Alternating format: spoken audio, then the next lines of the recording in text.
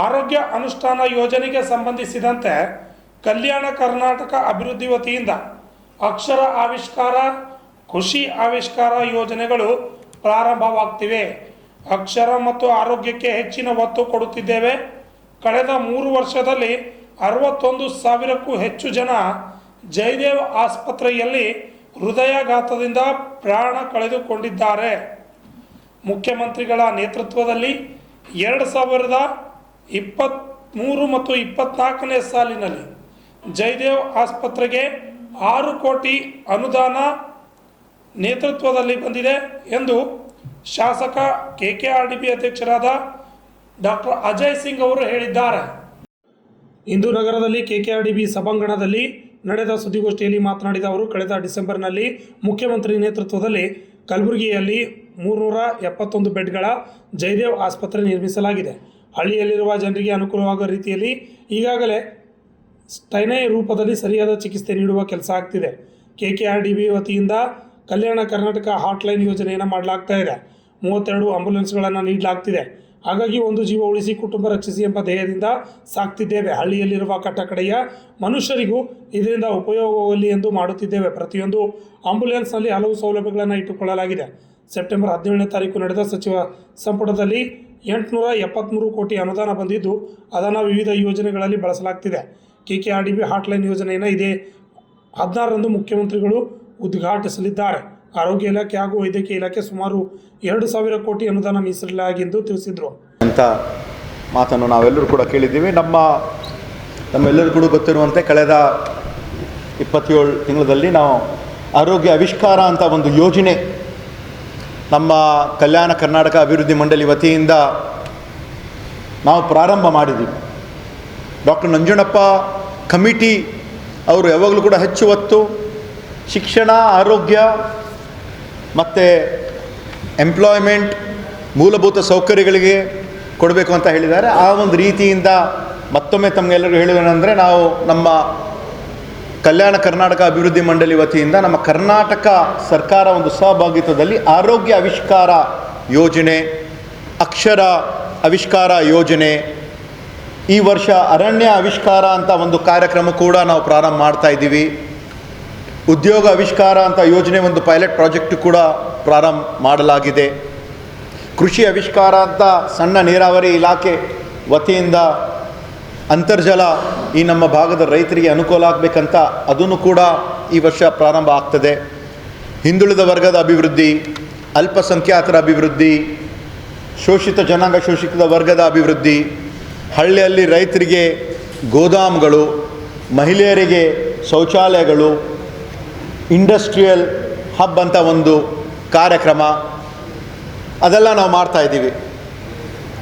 ಆದರೆ ಆರೋಗ್ಯಕ್ಕೆ ನಾವು ಹೆಚ್ಚು ಒತ್ತನ್ನು ಕೂಡ ಅಕ್ಷರ ಮತ್ತು ಆರೋಗ್ಯಕ್ಕೆ ನಾವು ಹೆಚ್ಚು ಒತ್ತು ಕೊಡ್ತಕ್ಕಂಥ ಒಂದು ಪ್ರಾಮಾಣಿಕವಾದ ಒಂದು ಪ್ರಯತ್ನ ನಮ್ಮ ಕರ್ನಾಟಕ ರಾಜ್ಯದ ಸರ್ಕಾರ, ನಮ್ಮ ಕಲ್ಯಾಣ ಕರ್ನಾಟಕ ಅಭಿವೃದ್ಧಿ ಮಂಡಳಿ ನಾವು ಮಾಡ್ತಾಯಿದ್ದೀವಿ. ಇತ್ತೀಚೆಗೆ ತಾವೆಲ್ಲರೂ ಕೂಡ ನೋಡ್ತಾ ಇದ್ದೀರಿ,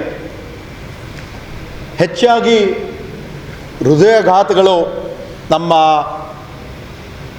ದೇಶದಲ್ಲಿ, ನಮ್ಮ ಕರ್ನಾಟಕ ರಾಜ್ಯದಲ್ಲಿ ಆಗ್ತಾ ಇದೆ. ನಾವು ದಿನನಿತ್ಯ ಪೇಪರ್ ಓದುವಾಗ ಮಾಧ್ಯಮಗಳಲ್ಲೂ ಕೂಡ ದೊಡ್ಡದಾಗಿ ಎಲ್ಲ ಕಡೆ ಪ್ರಸ್ತಾವನೆ ಆಗ್ತಾ ಇದೆ. ಒಂದು 25 ವರ್ಷದ ಕನ್ನಡಿಗ ಒಬ್ಬ ದುಬೈನಲ್ಲಿ ಹೃದಯಾಘಾತ ಆಗಿದ್ದ ನಾನು ಮೊನ್ನೆ ಓದ್ತಾ ಇದ್ದೆ. ಮೈಸೂರಿನಲ್ಲಿ 10ನೇ ತರಗತಿಯ ಒಬ್ಬ ವಿದ್ಯಾರ್ಥಿ ಕೂಡ ಹೃದಯಾಘಾತದಿಂದ ಬಲಿಯಾಗಿದ್ದಾಳೆ. ಕೊಪ್ಪಳದಲ್ಲಿ 18 ವರ್ಷದ ಒಬ್ಬ ಯುವಕ, ಬೆಂಗಳೂರಿನಲ್ಲಿ ಕಾಮಾಕ್ಷಿ ಪಾಳ್ಯದಲ್ಲಿ ಒಬ್ಬ PSI ಅವನು ಕೂಡ ಮೃತಪಟ್ಟಿದ್ದಾರೆ. ಕಳೆದ 2-3 ತಿಂಗಳಲ್ಲಿ ಹಾಸನದಲ್ಲಿ ನಡೆದಿರುವಂತಹ ಒಂದು ಘಟನೆ ಬಹುಶಃ TV ಮಾಧ್ಯಮದಲ್ಲಿ ಯಾವಾಗಲೂ ಕೂಡ ದಿನನಿತ್ಯ ಬರ್ತಾ ಇತ್ತು. ಸುಮಾರು ಜನ ಹೃದಯಾಘಾತಗಳಿಂದ ತಮ್ಮ ಜೀವನವನ್ನೇ ಕಳ್ಕೊಳ್ತಾ ಇದ್ದಾರೆ. ಬಹುಶಃ ತಾವು ನೋಡಿದ್ರೆ ಕಳೆದ 3 ವರ್ಷದಲ್ಲಿ ಜಯದೇವ ಆಸ್ಪತ್ರೆಯಲ್ಲಿ ಸುಮಾರು 61,299 ಕೇಸಸ್ಗಳು ದಾಖಲೆ ಆಗಿದೆ. ಅದರಲ್ಲಿ ಸುಮಾರು 1,004 ಜನ ಹೃದಯಾಘಾತದಿಂದ ತಮ್ಮ ಜೀವನವನ್ನೇ ಕಳ್ಕೊಂಡಿದ್ದಾರೆ. ಅದರಲ್ಲಿ ಅಲ್ಲಿ ನಮ್ಗೆ ಸಿಕ್ಕಿರುವಂಥ ಒಂದು ಮಾಹಿತಿ ಪ್ರಕಾರ 477 ಜನ 45 ವರ್ಷಕ್ಕಿಂತ ಕಡಿಮೆ ಆಗಿದ್ದಾರೆ. ಇದಂತೂ ಹೃದಯಾಘಾತ ಆಗ್ತಾ ಇರೋದೇನು ಹೊಸದೇನಲ್ಲ, ಮೊದಲಿಂದ ಇದು ಆಗ್ತಾ ಬಂದಿದೆ. ಇವಾಗ ಇಲ್ಲಿ ಇರ್ತಕ್ಕಂಥ ಕೆಲವೊಂದು ಜೀವನ ಶೈಲಿಯಿಂದ ಹೆಚ್ಚಾಗಿರಬಹುದು.